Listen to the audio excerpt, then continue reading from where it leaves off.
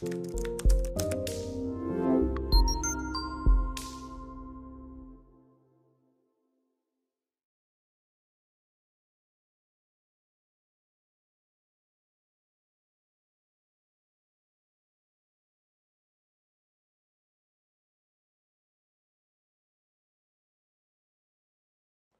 would have thought that it could come to this? Facebook begging governments to tame the wild, wild web, to police, censor, and control it. To think it all began oh so innocently. Somewhere along the line, Facebook grew dark, gathering and selling people's personal information, bots, fake news, election meddling, censorship, and suspensions, targeting innocent people at times. And the videos, streams, mass murders, the New Zealand shooting, rapes, snuff videos. It seemed Facebook's CEO did nothing but apologize. That was a big mistake. And that was a mistake. And it was my mistake. And I'm really sorry that this happened. And I'm sorry. And I'm sorry for it. It seems Zuckerberg is tired of keeping Facebook, his own platform, Laura McQuillan is tracking the story and joins us now. So this is all in an op-ed by Zuckerberg. What does he have to say, Laura? Well, this is at odds with what we've heard from him in the past, John, because Zuckerberg has been resistant to regulation of platforms like Facebook, but now we're seeing him come out and call for rules for the internet, and he wants governments to act. He even wants third parties to help act and to crack down on social media when it's not getting it right itself. Take a look at these 4 points that he laid out in the Washington Post in this opinion piece. Starting with harmful content, he says that a third-party body could help hold companies accountable when they run things like propaganda and hate speech and more. He says that standards should be set for sites to be held to. Also on protecting could be doing more, but it can't do it alone, and governments need to help out. And we're hearing governments say, well, we're prepared to step up, one of those being Australia. It wants this on the agenda at the G20 meeting in June. It wants governments to be talking together about how they can regulate social media, hold it accountable, make it more transparent. But it's yet to be added to that agenda. We'll be watching to see if there's more enthusiasm from other countries as well. The non-globalist in me says, are you kidding? You want EU regulations here? We have a First Amendment. They don't in the EU. Do you really want some government board deciding what constitutes hate speech? Or do you want people that don't like speech to turn it off and people that like it to be able to read it? So I don't see this happening. I think it's cynical, but the realist is suggesting something is going to happen. Yeah. Now, the EU has something which we don't have, and I would love to hear what my ideological compatriot, Governor Huckabee, thinks about this. They have something called the right to be left alone, the right to disappear, the right to be forgotten, the right to take down everything that anyone's ever posted about you. We don't have that right here. Well, it sounds like my last presidential campaign. But, you know, I agree with you. I'm cynical about this, and I think that Mark Zuckerberg is playing us like a game. Yes. I totally don't believe any of this from him. And this idea of harmful content, Judge, you know and I know that if you get to determine what's harmful content, you can say, well, if you're pro-life, that's harmful. If you believe in traditional values, that's harmful. So that is too ambiguous. And it's going to cause a lot more trouble. Facebook is a fraud. They have absolutely destroyed the ability for people to communicate because they get to pick who my friends are. So, Maria, and Twitter does it all the time. They just take stuff down and Absolutely. think it's happening right now. It's not harmful at all. To your point, it's happening with the movie Unplanned. Yes. Twitter's all full of people saying, wait a minute, I tried to follow this and I'm being taken off. There was some interesting jujitsu I saw in this op-ed, though, is he was saying, here's where you should regulate me and everybody else in our space. And by the way, there are things that we're already doing that we think our competitors ought to do too. Add some cost to their balance sheet. Did you read that into it too?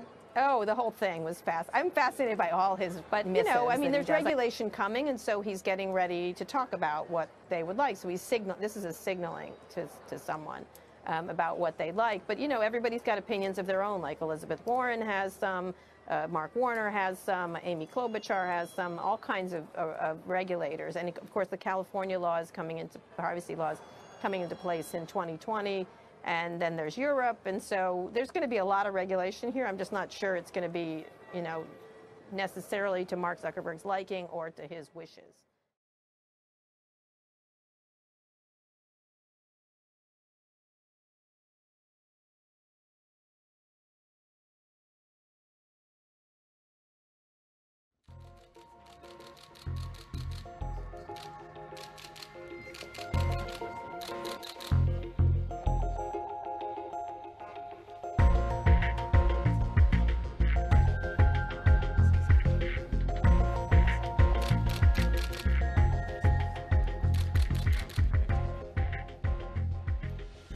Pope Francis is calling fake news a grave sin. Speaking to Catholic media over the weekend, the Holy Father criticized journalists who sensationalize the news and bring up old scandals. He called their actions a, quote, grave sin that hurts the heart of the journalist and hurts others. The Pope went on to say that journalists perform a fundamental mission that must be based on Pope Francis told reporters there are limits to freedom of expression. È vero che non si può reagire violentemente, ma se il dottor Gasparri, grande amico, mi dice una parolaccia contro la mia mamma, ma gli aspetta un pugno. Ma è normale. È normale. Non si può provocare, non si può insultare la fede degli altri, non si può prendere in giro la fede. So, c'è un limite. Ogni religione ha dignità. He added that the church suffers from the disease of division and discord, and that its members must come together. He warned against gossip. Io penso, cosa sono le chiacchiere? E niente, dire una parolina contro un altro, o dire una storia, questo ha fatto... No. Fare chiacchiere è terrorismo, perché quello che chiacchiera è come un terrorista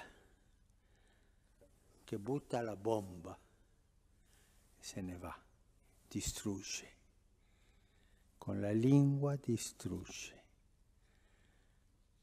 non fa la pace.